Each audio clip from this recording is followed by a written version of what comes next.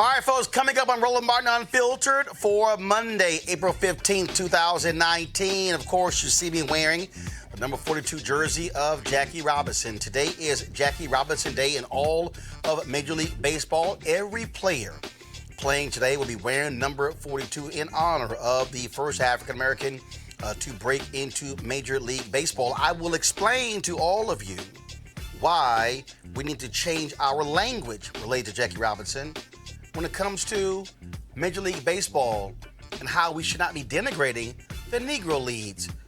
Wait until I explain that on today's show. Also, folks, looking forward to 2020 campaign. Donald Trump brings out the hated anti-Muslim playbook and bashes the freshman congresswoman from Minnesota, Ilhan Omar, a Muslim woman, a member of the Congressional Black Caucus, and of course, he doesn't care if she gets death threats. We'll unpack all of that. Now, Trump's attempts to discredit the courts in America is a typical move by a dictator. A black federal judge provides a powerful rebuke. Trust me, you want to hear what this brother had to say. Students at Georgetown University voted late last week to pay into a fund for descendants of slaves sold to shore up the university's finances in the 19th century. We'll talk to one of those descendants. and a black sixth grader body slammed to the ground by a school cop in Florida. Authorities say it was appropriate behavior, yet when you see the video, you probably will say, hell to the no. And Fox News' Laura Ingraham makes fun of the memorial for the late rapper Nipsey Hussle, then criticizes a video she thinks he's made. She was lying. And could urban violence against African Americans cause PTSD in our community? The psychologist says yes, and is here to tell us why. And of course, Tiger Woods won his 15th major golf championship yesterday, the first time in more than a decade, setting records all across television. I'll break it down for you, folks. It is time to bring the funk on Roland Martin Unfiltered. Let's go. He's got it. Whatever the biz, he's on it. Whatever it is, he's got the scoop, the fact, the fine. And when it breaks, he's right on time and it's rolling. Best believe he's knowing. Putting it down from sports to news to politics. With entertainment just for kicks, he's rolling. It's on go, y'all. It's Roland Martin, rolling with Roland now. He's funky, he's fresh, he's real, the best, you know he's Roland Martin now.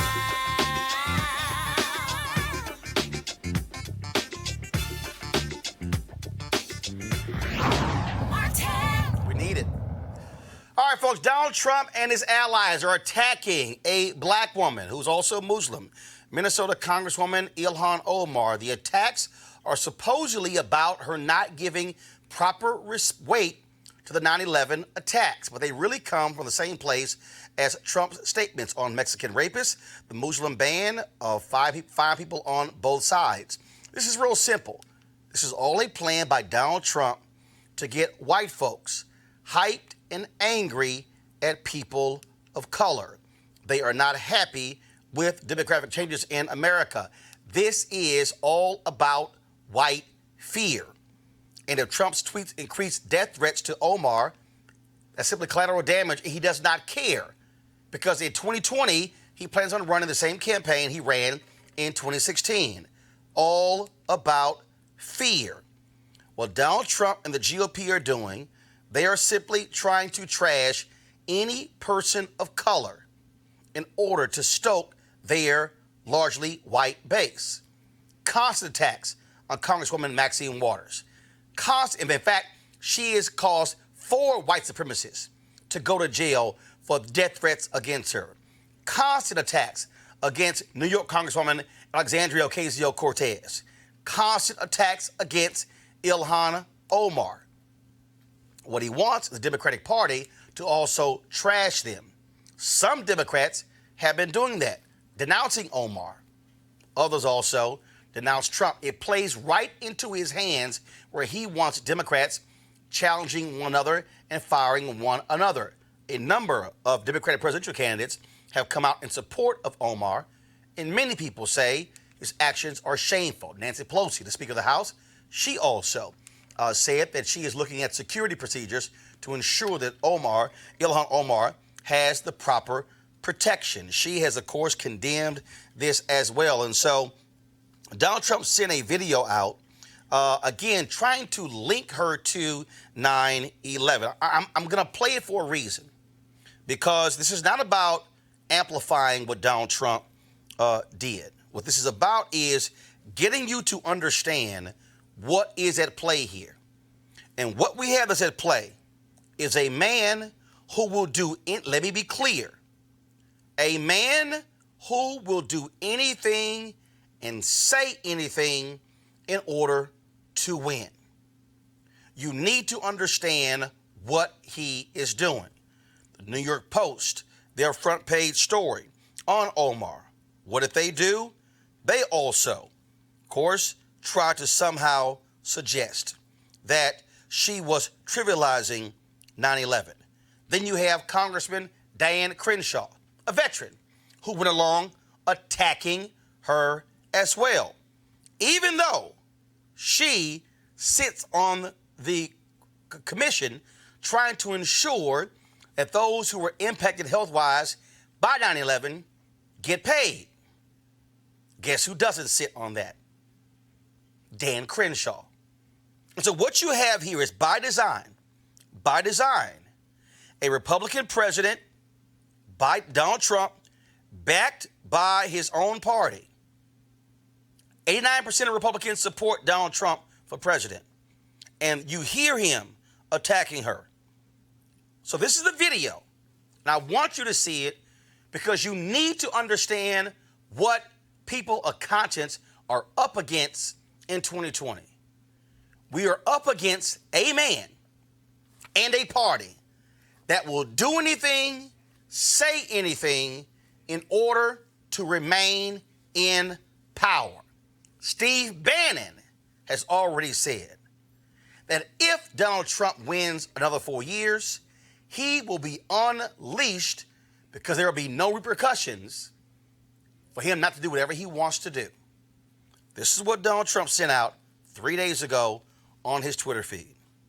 CARE was founded after 9/11 because they recognized that some people did something. So you have no idea right now? There's another one. Another plane just hit. Some people did something. Oh my goodness, there is smoke pouring out of the Pentagon. Some people did something. It just flew straight into it.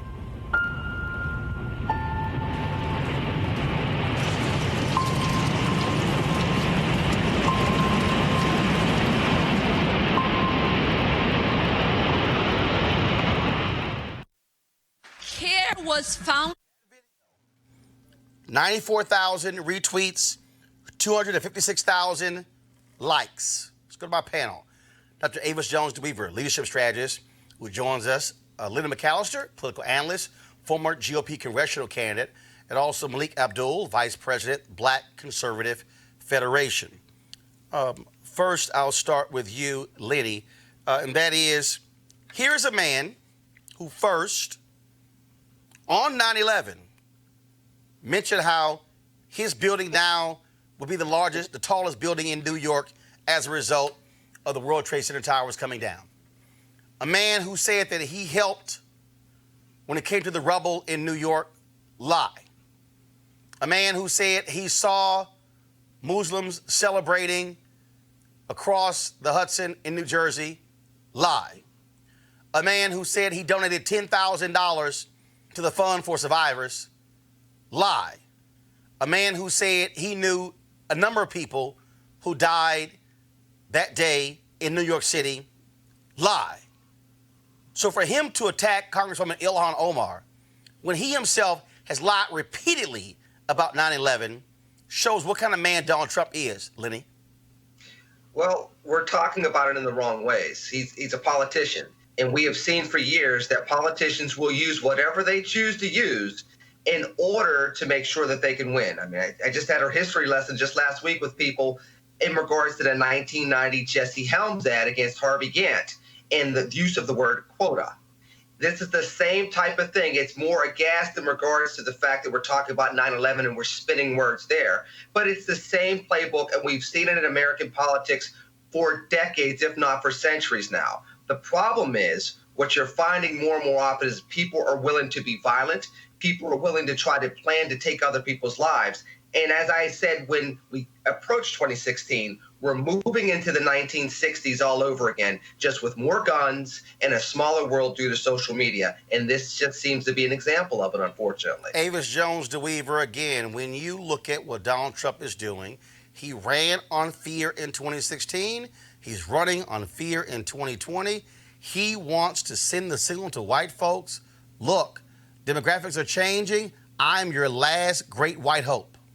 Absolutely. I mean, in my eyes, this is more than just regular political speak. On the one hand, as you mentioned, it's absolutely playing into white fear. It is propaganda, I would say. This is more than regular politics. This is propaganda. That's the type of commercial you would expect to see in authoritarian societies, okay? And in addition to that, I just find it very interesting that here is a president whose wife has some Be Best initiative around anti-cyberbullying, and he is engaging in tactics that we know are radicalizing white supremacists, not only as it relates to this specific incident and the threats that have happened in relation to that, but we know what happened with the individual who sent bombs to various different media outlets, as well as elected officials, current elected officials, and former elected officials. We know about the radicalization of the individual who went into the newsroom in Baltimore and murdered journalists. We know about other instances of individuals who have been radicalized by the statements from this person who is occupying 1600 Pennsylvania Avenue. And he knows it too. That's the thing that I think people really need to understand. He's not an idiot, even though he plays one on TV. He understands what he is doing. The point is, he does not care about the implications. So he is willing to risk lives and actually see people die in order to stay in power. And that is something we need to face, no matter how ugly it is to admit it. That is the harsh truth. Malik? The idea that a politician should use some sort of tragedy. Okay, Malik, hold on one second. We have some issues with your audio. Now try again. Let's see if we got it figured out. Can you hear me now? Yes, go ahead. Yeah, the idea that a politician is using some sort of tragedy for a political gain, that's nothing new. You just listed off of a number of those things that Donald Trump said about 9/11, and he's been roundly criticized for that. Congresswoman Omar, she's made comments that people have found offensive. What has happened is that, well, people have said that, well, we're trying to interpret what she meant. And as I said on the show several times, she may have not meant it the way that those things have come across. But the reality is that what she said was that some people did things, and some people did more. It was more than some people just doing things. Terrorists. People came to our country. They were in our country. They terrorized our country on that day.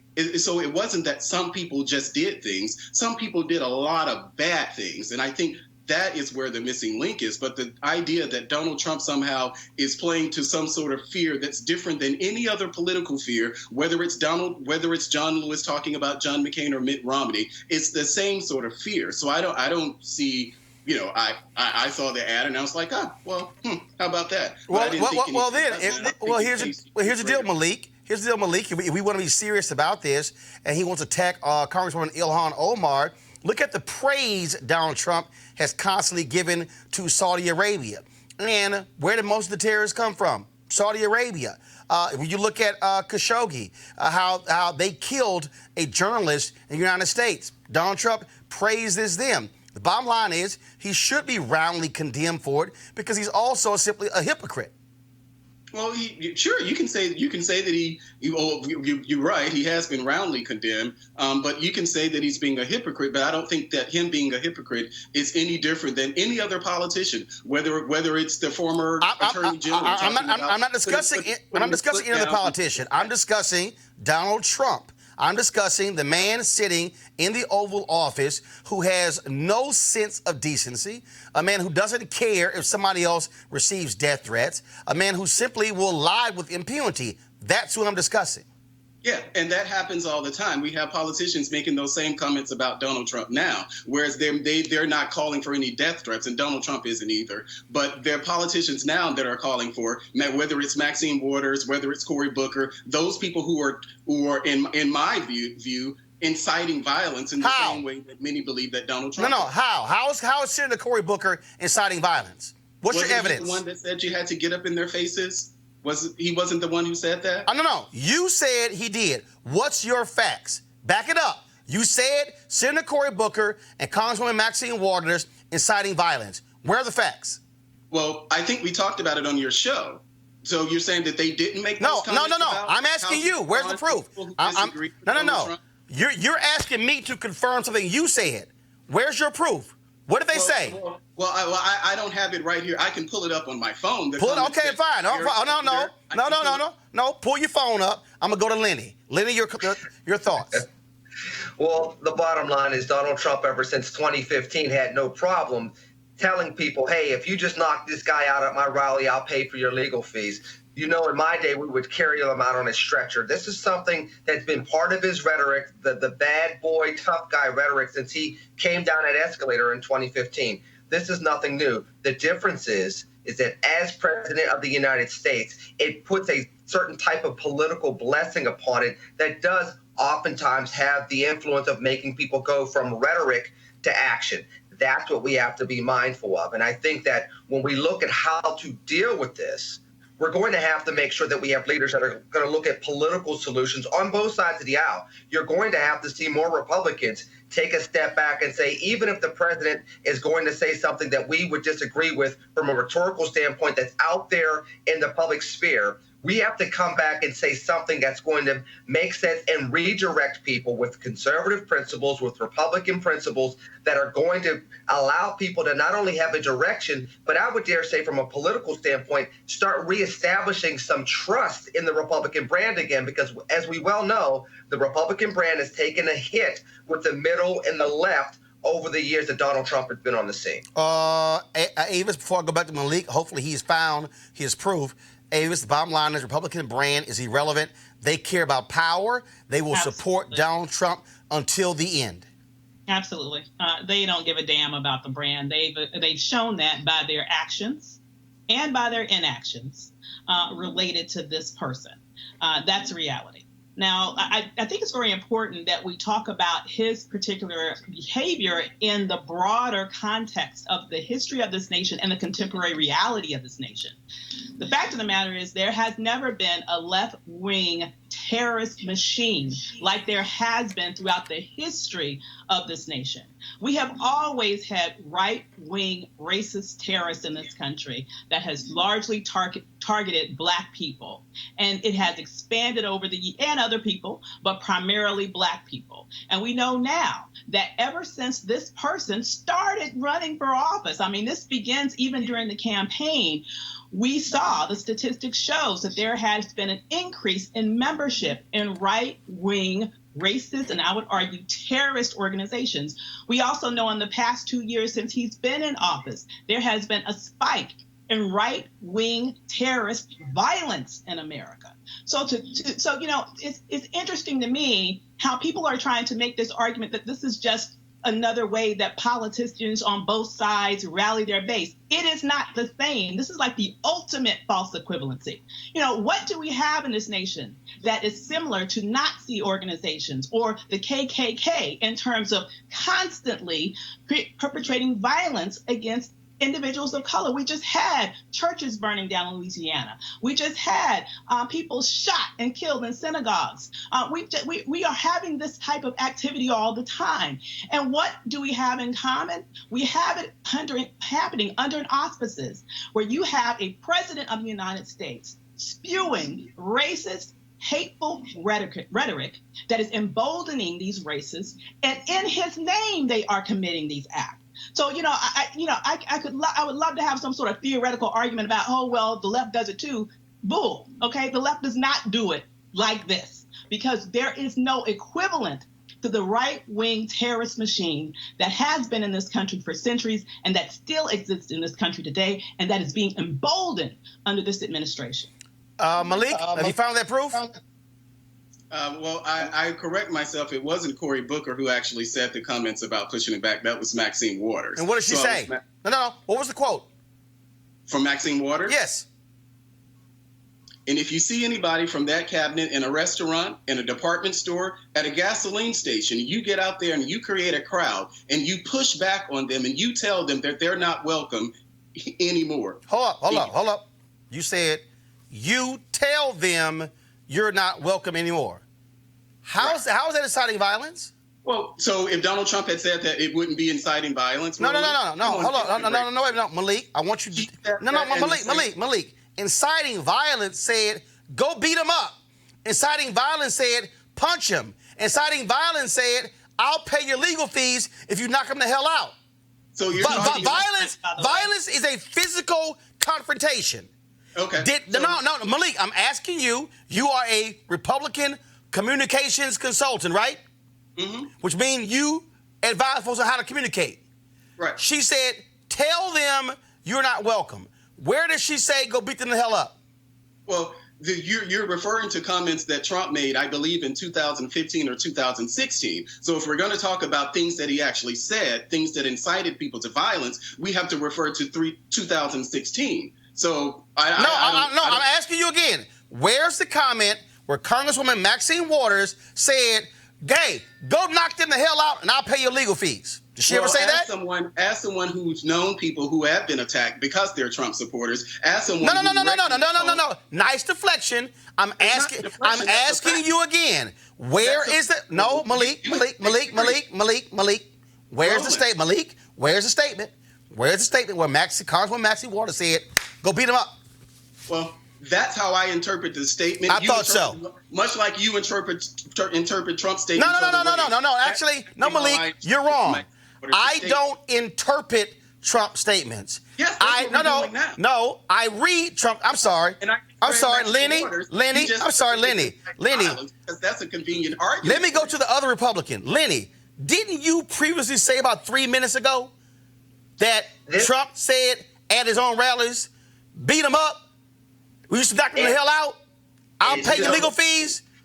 To the larger point, this is the problem that the Republican brand has, is we have this intellectual dishonesty going on. The bottom line is this presidential candidate moving into winning the election. I'm not intellectually dishonest. Well, you're either that or you completely are ignoring. Hold on, one second. Lenny, go ahead. Then Malik respond. I have an opinion. Malik, let's just be honest. This is what Mr. Trump did say. And on top of that, you did see people attacked at his rally. Now, I understand why you may want to say that didn't happen. I get it. When you wear the hat, you got to walk the rhetoric. But if we're going to be honest with ourselves, this did happen, and it was said. Hold on, Malik. Don't talk over. Lenny, finish your point. Malik, I'll go back to you. Lenny, go ahead. The bottom line is Mr. Trump did say these things, and these things did happen at his rallies. In fact, one African-American man that attended a rally got basically elbowed by an older white man, and I do believe it was in North Carolina where this happened, soon after the "I'll pay your legal fees" statement was made. So these things did transpire. There's been a lot of skirting the line and then acting as though these things weren't said afterwards. This is what's unfortunate. Now, we as conservatives, Malik, and I would ask you in essence, that you would at least be honest with this, remember this, and then help walk this back so that we can make a better country. I understand the allure of the hat, but at some point in time, what's underneath the brim of your hat needs to mean more, and what's supposed to be in your breast is supposed to mean more for the country than what you're wearing on your head right now. Malik, your response before I go to my next topic. Well, first of all, Lenny, we've never had a conversation, so you don't need to have on the show telling me about intellectual dishonesty. I've criticized Trump's comments generally as Republicans, not specifically you. I criticized. Well, now it's my time to talk. So I criticized Trump for those comments in 2016, 2017, 2018, and I can criticize them now. I can walk in true garments at the very same time. So I don't need you to tell me or make any comments about what you think is under my head. You don't get to make that decision for me. I've criticized Trump. I need you to go back and look at the previous shows that I've been on and rolling where they've actually made those type of comments. So you can have an opinion about what you think about me, but the facts are on my side. You don't know me. You haven't had a conversation with me. I'm listening to you, child of God. I'm listening to you. On the show, you need to actually go and check the facts and stop making assumptions based on things that you think. You don't know anything about me to make those type of comments. Well, here's what we do know. What we do know is Donald Trump is doing his best to change the federal court system. He is constantly attacking the federal judiciary. And he was taken to task by federal district court judge Carlton Reeves, who was appointed by President Barack Obama 9 years ago to the Southern District of Mississippi. Now, Carlton issued decisions protecting the rights of women and minorities. He was awarded the Thomas Jefferson Foundation Medal in Law. In his speech, he defended the judiciary against Trump and the Republican majority in the U.S. Senate. Here is a portion of his fiery speech. When politicians attack the courts, it's dangerous, political, and guilty of egregious overreach. You can hear the Klan's lawyers assailing officers of the court across the South. When leaders chastise people for merely using the courts, you can hear the Citizen Council hammering up those names of those black petitioners there in Yazoo City. When the powerful accuse the courts of opening up our country to potential terrorists, you can hear the Southern Manifesto's authors smearing the judiciary for simply upholding the rights of black folk. When lawmakers say we should get rid of our judges, you can hear segregationist senators writing bills to strip our courts of their power. And when the executive branch calls our courts and their work stupid, horrible, ridiculous, incompetent, a laughingstock, and a complete and total disgrace, you can hear the slurs and threats of executives like George Wallace echoing into the present. I know what I heard when federal judge was called very biased and unfair because he is of Mexican heritage. When that judge's ethnicity was said to prevent his issuing fair rulings. When that judge was called a hater simply because he is Latino. I heard the words of James Eastland, a race-baiting politician, empowered by the falsehood of white supremacy, questioning the judicial temperament of a man solely because of the color of his skin. I heard those words, and I did not know if I was in 1967 or 2017. This false seed is being sown across this country, from Mississippi to Virginia. I know because I'm here. The proof is in my mailbox.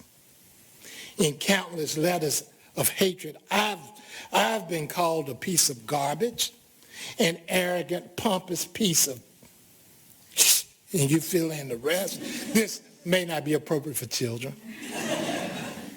A disgrace, an asshole who will burn in hell, and the embodiment of Satan himself.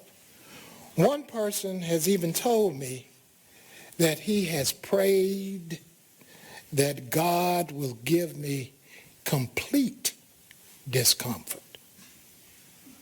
The deliverers of hate who send these messages aim to bully and scare judges who look like me from the judiciary.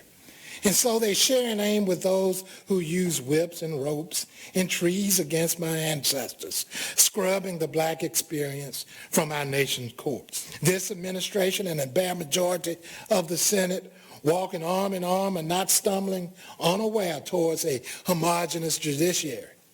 Think of the slurs against Judge Curiel. Think of the nominations to the bench of those who call diversity code for relaxed standards, who call transgender children part of Satan's plan, who defend the KKK in online message boards, who led voting suppression efforts for segregationists like Jesse Helms. Think of the pattern of judicial nominees refusing to admit, like every generation of nominees before them, that Brown versus Board was correctly decided. That same Brown which led to Alexander versus Holmes, which breathed justice into my segregated streets there in Yazoo City, as if equality was a mere political position. Friends, students, let it be said that equal protection of the law is not a political position. It is enshrined in our Constitution. Oh, fever in the funk house, Avis. All I can say is amen, amen, and amen. I mean, I think it's very important that we realize the reality of the moment that we are in. And, he very eloquently laid out the struggle that we are facing right now in terms of what has been unleashed on this country.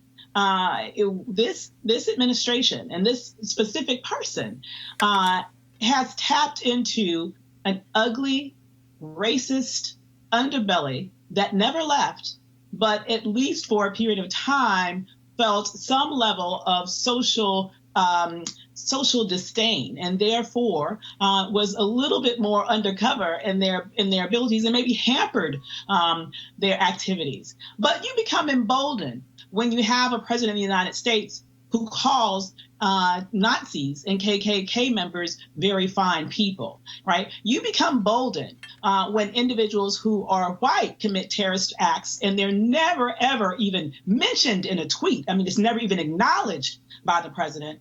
But you have that very same person calling Black football players who merely want our law enforcement to not kill unarmed people, to have that person call them sons of bitches. You know, this creates a reality where those hateful forces are unleashed. All right, Lenny.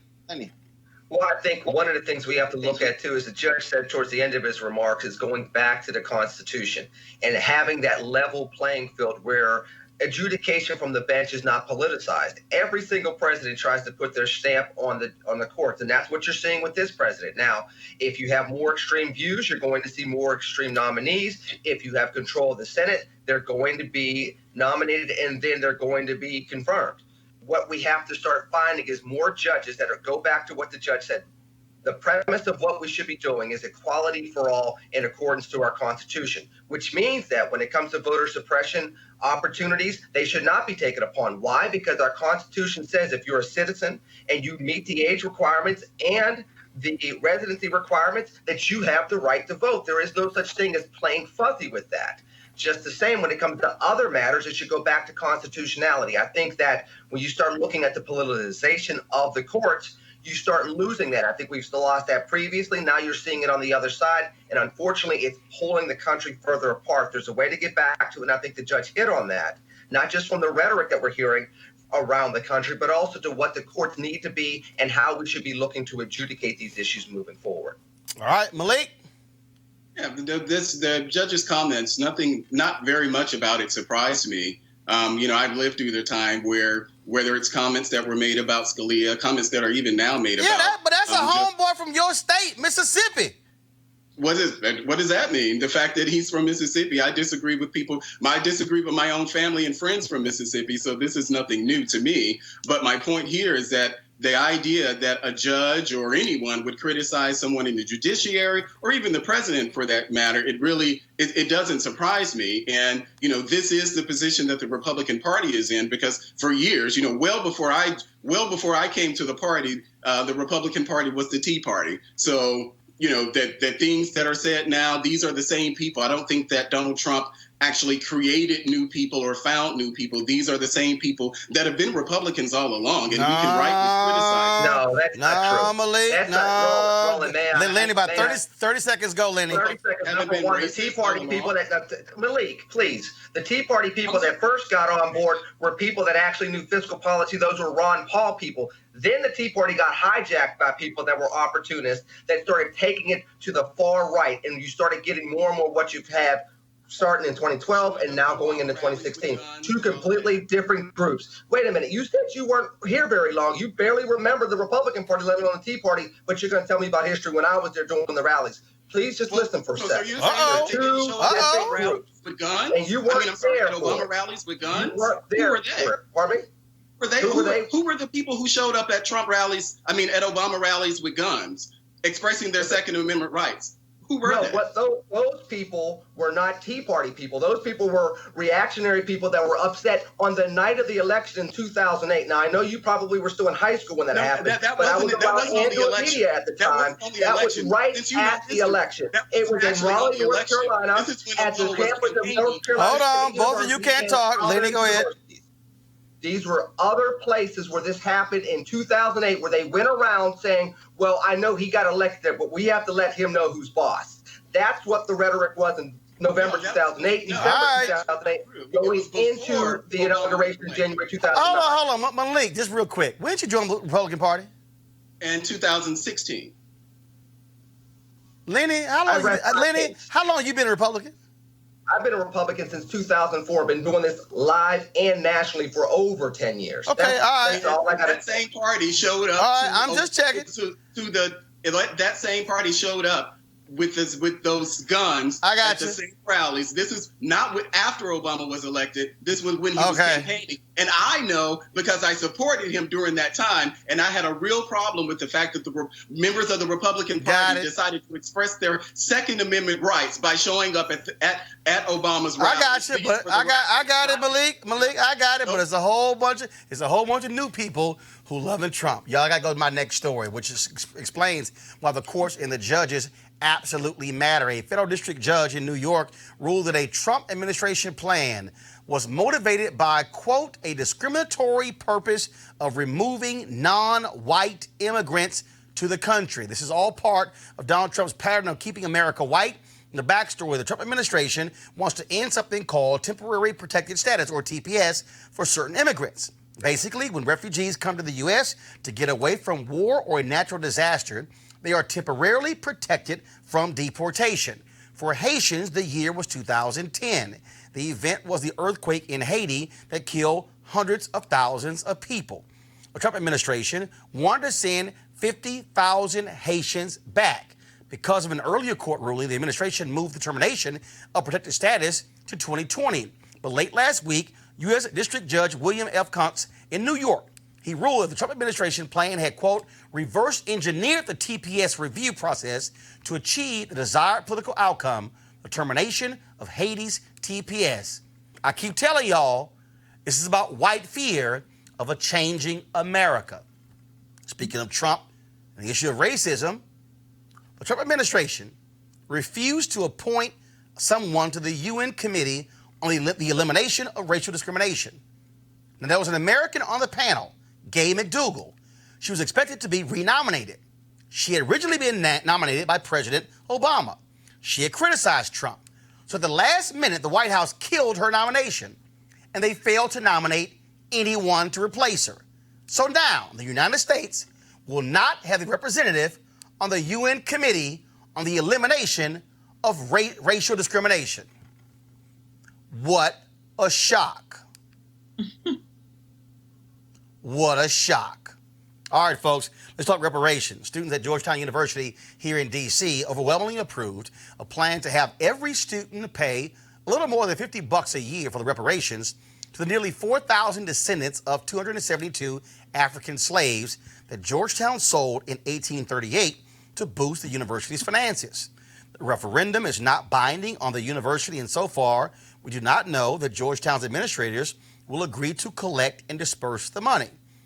Joining us now is one of the descendants of those 272 slaves, Sherilyn Branch, who is also the vice president of the GU 272 Descendants Association. So, Sherilyn, what do you make of these students, their decision?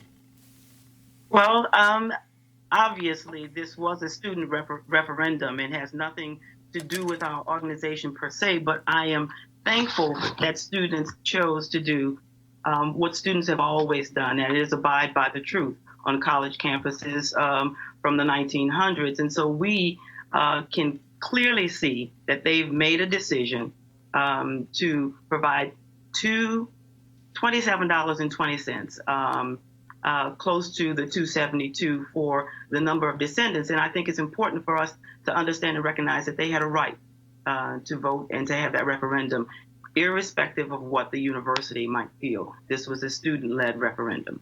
And obviously, with this very issue, the reality is the selling of those slaves is what kept Georgetown University alive. And of course, the decision was made to say that any descendants would be allowed to be able to attend Georgetown, I believe, for free. What more should be done? Well, certainly the free part is not necessarily true. They are to be treated, if a student is able to get into Georgetown, they're to be treated the same as a relative of a person or a person who has already gone to Georgetown in their family. So it's a very different understanding from just being free. All right. So what are you asking for more? What else do you want to be done? Any other things that you're asking for? Well, of course, certainly we want the university to tell the truth. We want the university to atone for what it did to our ancestors. And it's not just Georgetown, obviously. There are many other universities who have had the same kind of slave past in order to build the university or to keep the university open. And in Georgetown's case, that money, $115,000 at the time, is what kept the university open. So we believe that because slaves built Georgetown University, it owes its past, its present, and its future to the lives of slaves who helped build the university and help keep it afloat. All right, Shirley, we certainly appreciate you, what you're doing, joining us on the show, and then we hope you can get all you want. Well, thank you. It's not just about us. It's about the story and the truth and racial healing and reconciliation regarding the slave past of these United States. All right. So we appreciate it. Thank you so very much. Folks, something that's born out of slavery, that is police departments. And a police resource officer in a middle school in St. Lucie County, Florida, was caught on tape slamming an 11-year-old sixth grader to the ground, a body slam. Now, school officials said the child was disruptive and violent and previously had been caught with a knife. Now, if you give the officer the benefit of the doubt and take all the victim shaming at face value, the question is, was this justified? Press play.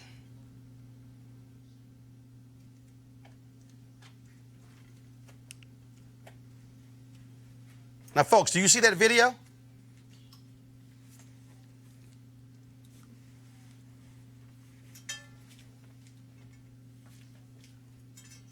So here's the question. Was it necessary to literally grab him from behind and body slam, lift him up in the air, and perform essentially a wrestling move? The student is now facing charges of assault and disorderly conduct. He was taken to the hospital and left with a Band-Aid. He is getting a mental health evaluation. The officer is still on duty, and the chief actually said, police chief there said, the use of force was justified. Avis, really? Make me extremely angry. It is no justification for this. This was an 11-year-old child who was attacked from behind and assaulted with a body slam onto concrete. And if you ask me, the person that needs a mental health examination is the law enforcement officer and the chief of police, who both apparently think that this type of behavior is okay. We know the studies that show that whites tend to overinflate the age of Black children, that they don't see Black children as children. But listen, they just need to see Black children as human beings in order to see that this is wrong. And the fact that this type of behavior not only occurs, but then is justified by those in authority over that police officer is not acceptable. It's my hope that the community around this incident rises up to say, we are not going to just sit here and allow them to attack our children like this. This cannot go unpunished. Malik, you see that video? I mean, first of all, the young man at some point started to run away. Look, if you watch, the officer could have simply grabbed him and taken him to the ground, but to literally pick him up, lift over your head, and then body slam him to the ground, that is nonsensical. Whether it's this event or any other events like it, yes, we don't know what happened beforehand here, but it's totally unacceptable. I see no rationale for why someone as big as that police officer would need to, whether the child is white, Black, Asian, Hispanic, or whatever. I see no rationale for why a police officer would have to respond to anyone like that. You mentioned white, Black, or whatever, but Lenny, the reality is we don't see videos like this of white kids getting picked up and body slammed. But we sure as hell will see it with Black kids. Well, I mean, it takes you back to the classroom with the African-American young lady that had the security guard South Carolina. Exactly. Go after her in the classroom. And it goes back to Avis's point. They overinflate our age, number one.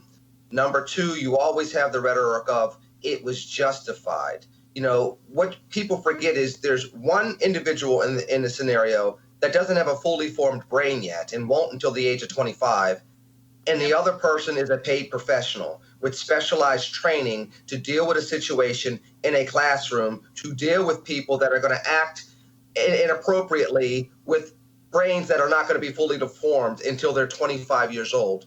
And when you see these type of videos, and you say, well, the use of force, which is a very sketchy term. The use of force, Roland, could have been tackling the kid to the ground. Yeah. The use of force could have been grabbing the kid and restraining his arms to make sure he can't grab a weapon. So yes, the use of force may have been justified, but that on video was not justified. And that's where people need to call folks out on this and say, look, we always say the use of force is justified, thinking that we have to go from 0 to 100, and then thus the use of force against us, often in a deadly fashion, ends up being justified, ends up not being prosecuted, and ends up continuing going on in America. That's where we have to start pulling everything out and saying enough is enough is enough. All right, folks, let's talk about this. Fox News. Laura Ingraham was joking about the death of Nipsey Hussle. Yeah, it actually happened. She ran and criticized a video of a Nipsey Hussle rap. She did, of course, criticize Minister Louis Farrakhan for confusing Nipsey Hussle with comedian Nipsey Hussle. Well, guess what, y'all? People in glass houses should not be throwing rocks. Press play. All right, yesterday in L.A., thousands lined the streets to say goodbye to rapper Nipsey Hussle. Now, this dear artist recently released a song called FDT. F Donald Trump. Donald Trump. Yeah, Donald Trump. Yeah, Donald Trump. Yeah, Donald Trump. Yeah, Donald Trump. Okay, now that's a very creative refrain. Very catchy. Very catchy. Irving Berlin, look out. Is it? It all began and ended with Irving Berlin for you, didn't it? Yeah. So the refrain, the chorus, it goes on and on. Is that related to the lowest unemployment ever, basically, Okay, for African Americans? But at Hussle's funeral, Laura, the less than holy religious figure, Louis Farrakhan, rose to offer a reflection. Now, nice. It's always a good idea, before you give a eulogy, to know the name of the deceased. That helps, which in this case was Nipsey Hussle. The spiritual life of Nipsey Hussle. I thank Nipsey Hussle. I said it right. Russell. Now, for those who might not remember, this is 70s comedian Nipsey Hussle. I loved him. The young people are very different today, and there's one sure way to know. Yeah, we got to wrap. Kids used to ask where they came from. Now they'll tell you where you can go. Oh, my God. Oh, my God. Was that a match game? It was match My game. grandmother loved that. Brett Match Summers, come on down. Wasn't he on Hollywood Squares and on The Love Boat? I have to say, after that, I love Nipsey Hussle. Nipsey Hussle, may he rest in peace. God bless. Hey, Laura and the no-name white dude next to you. The problem with y'all, that video was not Nipsey Hussle. It was Compton rapper YG. Now, Nipsey Hussle was featured on it, but he wasn't even shown in the clip. Hey, Laura, next time, can you learn to Google? And also, there's a thing called song lyrics. It'll show you actually the name of the artist. So you might want to check that out. So again, to say that the video was Nipsey, well, you're actually wrong, but it's no shock there. There were thousands of people who turned out for Nipsey Hussle's funeral. Took place on Thursday at the Staples Center in Los Angeles. People are still reeling from his death. Rapper Myson held an event on Sunday dealing with the whole issue of black men losing their lives to violence. So the question then becomes, how do we deal with this? The death of Nipsey Hussle happens all across this nation where African Americans are shot and killed. You have kids who are going to school every single day who are dealing with the reality of violence in our community. Significant exposure to a level of violence that we frankly have not seen before. Does that mean that we are experiencing trauma, PTSD? And how do we deal with that? And how do we move forward? Well, clinical psychologist Dr. Nicole Alford joins us right now. Doc, how you doing? Well, how are you? Doing great. So many people, of course, have been just outpouring. Folks going by his store. They've been offering, of course, placing flowers and candles and things along those lines. And you see other artists and others, grown men who were crying as well. So how do we confront this and deal with it when we have people who, frankly, see this literally every day of their lives? Yeah, so I think we we do what we're doing at this point in time, which is to grieve collectively. I think that's the first step that we have to do. I think secondly, we have dialogues like we're having now. We open up the dialogue. And I think, frankly, we have to start understanding and being able to admit when we're not okay. And so when we have people like Chance the Rapper, and we have people like Taraji Henson, and we have people like Jennifer Lewis who come out with their stories of grief and trauma and depression and suicidality, that allows us to open up the conversation and to have a dialogue. But what about when you don't have a funeral at Staples Center? What about that nameless, faceless young brother or sister who is shot and killed, who is a student, and then you have kids who we expect to somehow go to school the next day and still learn and act as if essentially nothing ever happened. Yeah. I mean, look, others can take time off to grieve. If you're a student, you can't do that. And then in some places, they're dealing with multiple shootings, multiple deaths in a school year. So I think one of if there is any positive that can come from this, again, it's the opening of the dialogue. I think the one thing that the 2016 election taught all of us is that our vote is our voice, and our voice matters, and it counts. And so I think we mobilize as a community.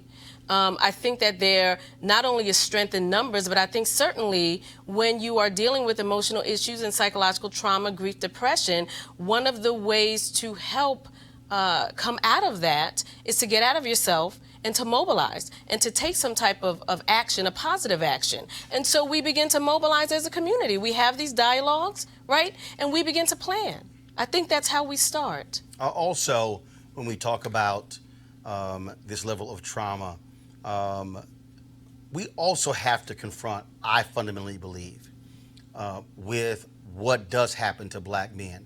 The stories that we hear that the brother who allegedly shot and killed him, caught on videotape, felt that Nipsey was disrespecting him.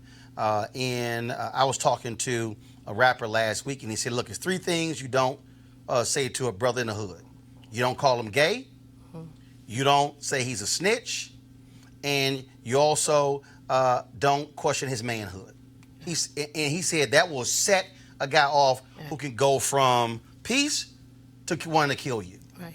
That speaks to, again, this something totally different that we have to confront, because killing somebody should not be the end result of a disagreement. So, absolutely, you're right. So here's the thing. I think that when you are traumatized, I think when there is no safety, not outside of your community, and certainly not within your community, I think when you live in a war zone, you become angry, you become aggressive, you become hyper aroused and hyper vigilant, and there is no channel for those emotions. There is no outlet for that. And so again, I think as a community, we have to start having conversations, right? So we need to start having conversations about why there's so much violence in our community. That's a conversation that I believe we need to start having, right? We can't excuse that. That wasn't police on black violence. That was black on black violence. And so this type of a conversation absolutely will open up that dialogue. It will allow us to have that dialogue in a safer space, whereas maybe pre his death, we wouldn't be able to have it. We wouldn't be able to hear it. All right, real quick, where can people get some online resources to deal with this whole issue of trauma and PTSD? So people can, of course, go to my website at www.thegooddrnick.com. The National Alliance on Mental Illness, NAMI.org, has a wealth of resources, and so any one of those, they can find resources. All right, Dr. Alford, we appreciate it. Thanks a lot. Thank you. All right, folks, some breaking news here. Here we go to my iPad. Dr. William Barber just tweeted this. Breaking news, we won and God prevailed in Wake County District Court today. Judge overruled prohibition against entering the North Carolina General Assembly building. This overturns a 2-year restriction. Reverend Barber also tweeted that state is on record saying that one reason they didn't want me to come back was concern that I might attend May 1st teacher event and cause more people to attend. This is profiling, and it was overruled today. No shock. Republicans in North Carolina, they don't want Reverend Barber and others. They are protesting their shameful and illegal actions there in North Carolina. So Reverend Barber, way to go, beating them in court. Got to go to a break. When we come back, we'll talk Tiger Woods, and Jackie Robinson on Roland Martin Unfiltered.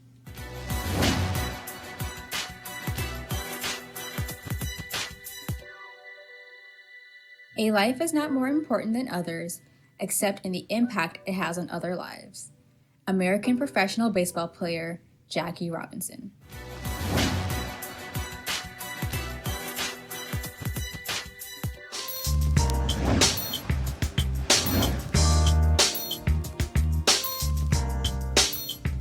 All right, folks, our school of the day is Talladega College. Talladega.edu is the website.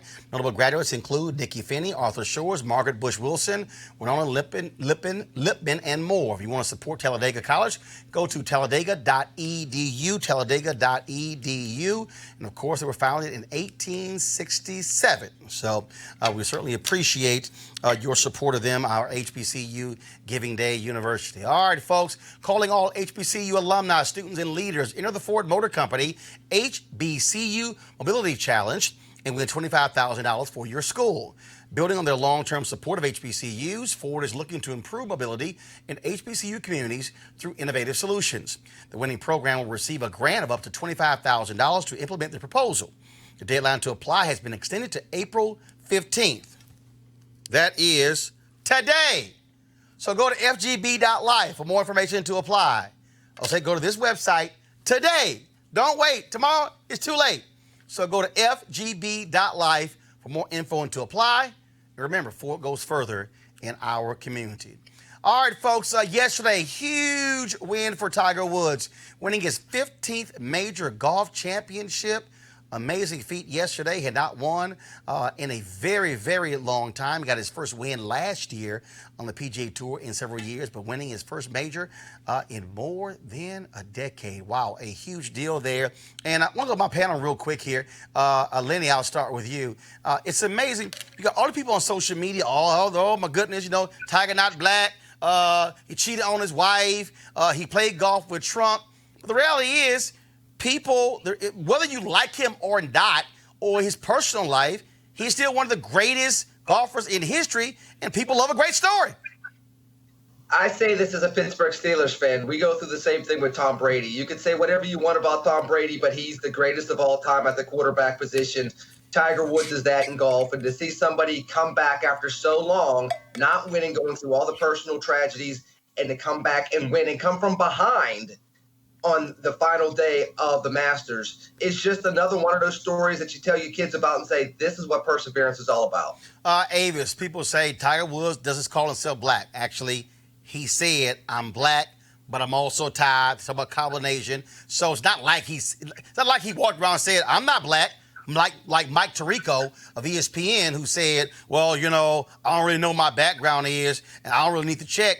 Look in the damn mirror, Mike. But again, I don't have hate for Tiger. I was one of the folks who thought he was going to eventually come back, one of the few people who actually believed it.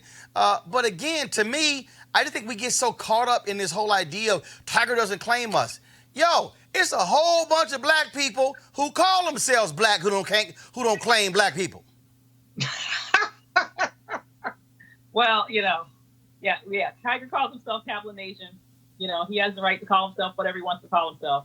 But I will say that, you know, for me, he has really been what is exciting about golf in recent years. I know that, you know, there are tons of people who never really paid any attention to golf until he first walked onto the scene many years ago. And so it's interesting. It's good. You know, I'm glad to see that he has finally overcome all the demons that he's been facing over the past years as an athlete. It's just good to see this athlete not give up and to come back to the top where he belongs. Malik, real quick. People have been saying this about Tiger for years now, so it's not surprising that they're saying it now. I'm extremely happy for him. I'm glad that he's doing it. I'm one of those who started watching golf because of Tiger, just like I started watching the tennis because of Serena and Venus. So, hey, I'm here for the Wakanda magic any and every day, whether it's Kablasian, whatever magic or not. Proud of you, brother. Can I say something very, very real quick? Tiger and the Williams sisters are two examples of the power of a black father putting a vision of greatness in their kids at a very early age. Sustained. All right, so again, you know what the hell? I'm going to wear my red Nike shirt tomorrow in honor of Tiger. And I don't give a damn if you don't like it. Look, and also, let's be real clear, I ain't played golf because of Tiger. I played before Tiger, but I still enjoy watching him versus some of those other boring people. All right, y'all, the Pulitzer Prizes were announced this afternoon. The New York Times and the Wall Street Journal won prizes for reporting on Trump scandals. There are a ton of them. The Journal for revealing the porn star hush money payments, and the Time for uncovering a decades-long tax evasion scheme by the Trump family. Malik, the staff of the Advocate newspaper in Louisiana, they won for reporting that ended the practice of not requiring unanimous jury verdicts in Louisiana, a practice meant to blunt the impact of one or two African Americans on a jury. Black winners include Brent Staples, an editorial writer for the New York Times for his work on racial justice. Darren Bale, the brother, won for editorial cartoons. He also writes and illustrates the comic strips Canterville and Rudy Park. Also, Jackie Sibley's jury for her play Fairview, which examines race and privilege in America. Aretha Franklin got a special citation for her indelible contribution to American music and culture for more than 5 decades. 2 books about African Americans also won, a biography of Frederick Douglass and also The New Negro, The Life of Allen Locke, who was hailed as the architect of the Harlem Renaissance. So look at that. Black folks winning golf tournaments, tennis tournaments, and winning a hell of a lot more Pulitzer Prizes. All right, folks, today is April 15th. A lot of y'all know that's tax day, but it's also Jackie Robinson Day in Major League Baseball. All players across Major League Baseball today will wear the number 42. It is retired all across baseball. Only 2 people have had their numbers retired by an entire league. Number 99, Wayne Gretzky in the National Hockey League, and Jackie Robinson, number 42 in Major League Baseball. Now, here's what happens. Okay, first of all, you see me wearing the jersey. Oh, by the way, if you have a look, this is the back of my jersey. Y'all see number 42, no name. If you got a Jackie Robinson jersey with his name on it, wrong damn jersey. He never had his name on his jersey. Spike Lee said, get the real damn replica and don't get one with your name on it. And so you might be wondering why why I'm not wearing my Houston Astros 42. I appreciate the Astros sending me a number 42 jersey, but they put Martin on the back. I ain't wearing that. It's in the house, but I ain't wearing it. So I'm wearing the Jackie Robinson jersey. So here's the deal. Every year we talk about Jackie Robinson on this day or any time else, folks always say, Jackie Robinson, first black Major League Baseball. Jackie, show what we can do. No. When we do that, we are denigrating the black ball players who were Major League ball players in the Negro Leagues. Now, Jackie Robinson was the first black player in the modern era. It's not as if black folks didn't have talent. Oh, we always had the talent to play in Major League Baseball, but it was the color of our skin that kept us out of Major League Baseball. What Major League Baseball meant wasn't that it was the professional of all professional leagues. What it meant was they had better stadiums, better travel, better pay, better field conditions, better lighting, better uniforms, because white folks control all the resources. Black folks were limited. Black folks were denied economic opportunities, denied the ability to actually use our talents. And so we as African Americans should always correct someone when they called it Major League Baseball. That was the name MLB. But whenever the Major League white baseball players played the Negro League players whooped their ass. Why? Because there was better talent on the Negro side than Major League white baseball. The reason that's important is because in our history, if we really want to be honest with ourselves, the job that white supremacy has done on black folks has been detrimental to our health. You just heard a doctor talk about trauma and PTSD. We have allowed white America to somehow say that when we cross over, it's better. It's the promised land. That's the real thing. If you worked for a black newspaper, that wasn't real. But if all of a sudden you went to the New York Times, now you made the big time. If you worked at a black cable network, oh, that's not real. Folks told me I didn't have a real show. But if you got a show on CNN or MSNBC, oh my goodness, you had a real TV show. Folks, that deals with us because that then causes us to somehow believe we need white validation in order for us to say we did something well.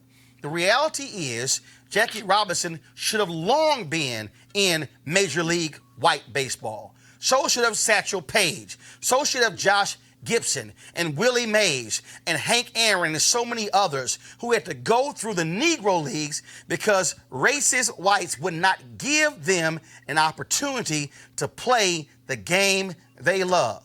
And so on this day, let it be the last time many of you ever call it Major League Baseball as if it was better than the Negro Leagues. It was not better than the Negro Leagues. I'll give you the last thing. In Texas, when you had integration, before integration, you had the UIL, University Interscholastic League.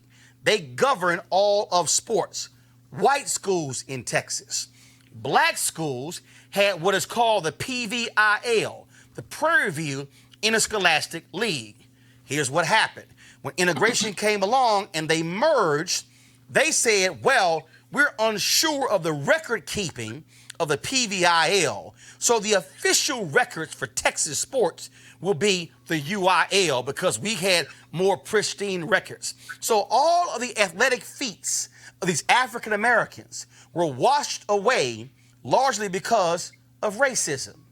And so my high school, Jack Yates, isn't given proper credit for the PVIL state championships they won. They only often talk about the UIL championships. Again, white validation. We can go down the line where we see this all across the country. And so if you have a son or daughter, if you have a niece or nephew, do never let them somehow believe that Jackie Robinson was not a major league ball player prior to Branch Rickey signing him with the New York Brooklyn Dodgers. It was Brooklyn Dodgers before they actually moved out to Los Angeles. Always let them know that Jackie Robinson and every Negro League player were indeed major league ball players, but they couldn't play in Major League White Baseball because of the color of their skin. I want to thank Avis, Lenny, and Malik for being on our panel today. I want to thank all of you for watching as well. Be sure to support Roland Martin Unfiltered by going to our Bring the Funk fan club. Every dollar that you give goes to support what we do. I also want you all to do this here. When I open this up, Henry, pull this up. So first of all, go to RolandMartinUnfiltered.com, RolandMartinUnfiltered.com to show your support. Also, real quick here, we have been nominated for our work with the folks at Be Woke Vote for Best Social Content Series and Campaigns. Also, Best Host. Here we go to the iPad. If y'all go to the Webby Awards, go to their website. You can vote. We got until April 18th. We're currently in first place. We need y'all to keep voting so we can win Best Social Content Series and Campaigns. We'll go to Roland Martin Unfiltered. We have the website on the website where to vote, as well as where to vote for me for Best Host as well. All right, folks, it's good to be back. Oh, I got some good stuff tomorrow because y'all know I got to give more hell, especially to some MAGA hat-wearing people, Malik. So again, I'll holler at y'all later. And again, shout out to Jackie Robinson and his wife, Rachel Robinson, who's still alive. And I talked to them. The Jackie Robinson Museum will be opening by December in New York. I can't wait to be there. I got to go. Jackie, thanks for all that you did and other black ball players.